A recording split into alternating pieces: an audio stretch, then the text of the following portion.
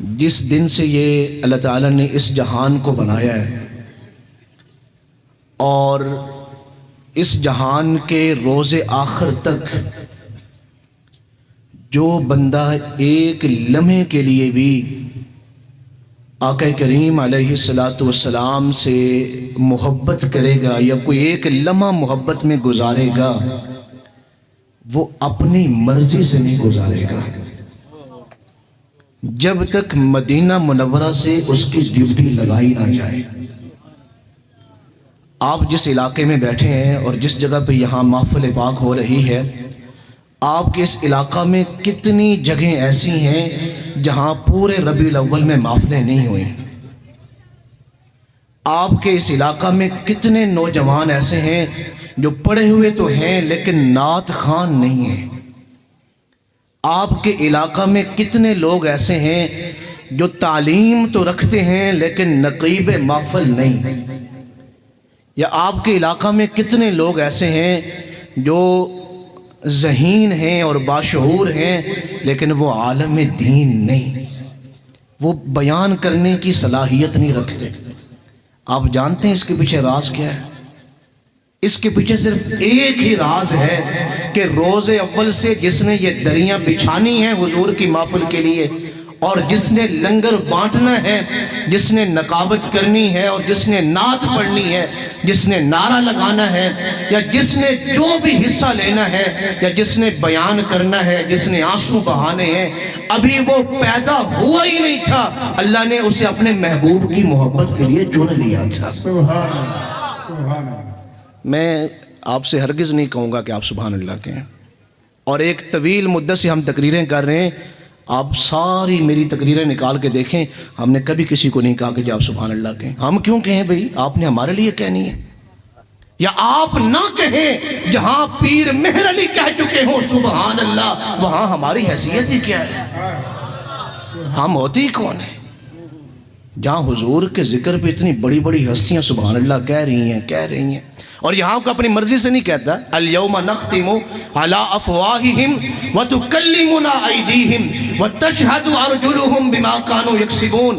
قیامت تک جو ایک مرتبہ ہاتھ بھی حضور کی محبت میں بلند ہوا ہوگا دنیا میں، میدان محشر میں وہ ہاتھ بلند ہو کے کہے گا دنیا میں میں ان عظیم ہاتھوں میں سے ہوں جو حضور کی محبت میں بلند ہوا تھا۔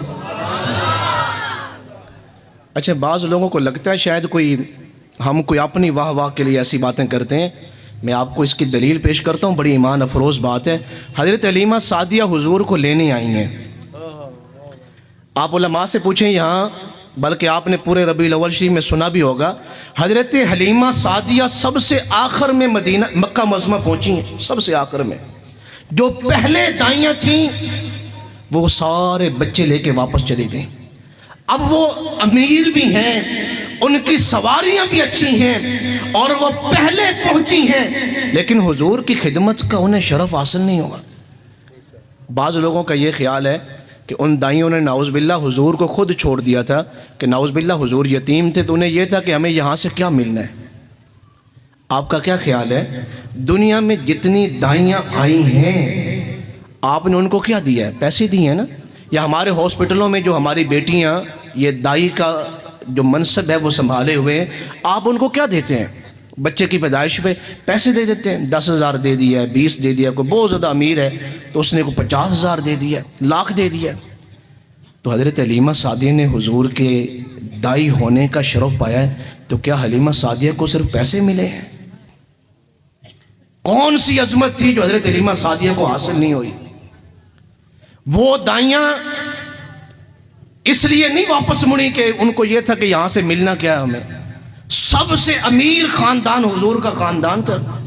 آپ کے جو دادا جان ہیں حضرت جناب عبد المطلب رضی اللہ تعالیٰ عنہ، آپ کنجی بردار ہیں کعبۃ اللہ کے، اور بڑے بڑے ملکوں میں آپ جاتے ہیں تجارت کے سفر میں، اور کئی لوگوں کے آپ پنچایت کے فیصلے کرنے والے ہیں۔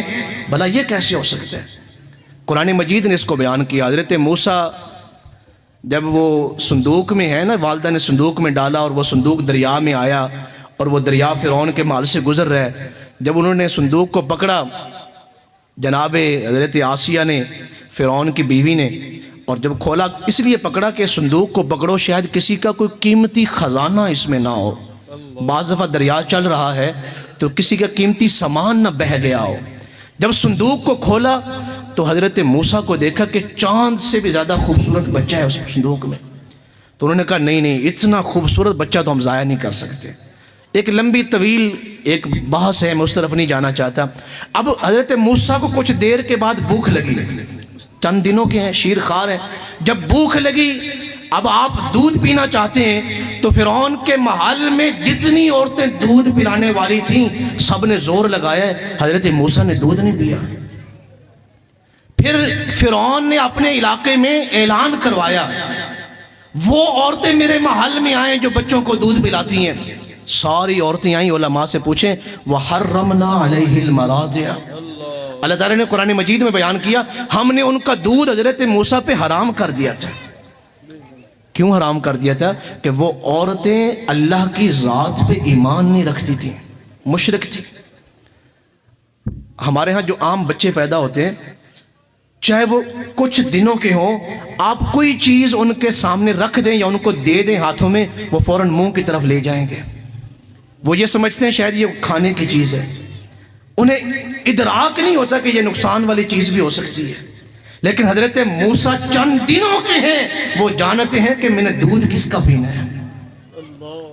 ہزاروں کے حساب سے عورتیں آئی ہیں، حضرت موسیٰ کو دودھ پلانا چاہ رہی ہیں، حضرت موسیٰ رخ کو موڑ رہے ہیں. اب اگلی بات بڑی ایمان افروز ہے. پھر حضرت موسیٰ کی والدہ آئیں، جیسے ہی انہوں نے حضرت موسیٰ کو اٹھایا نا تو اپنی چھاتی سے لگایا تو حضرت موسیٰ نے دودھ پینا شروع کر دیا.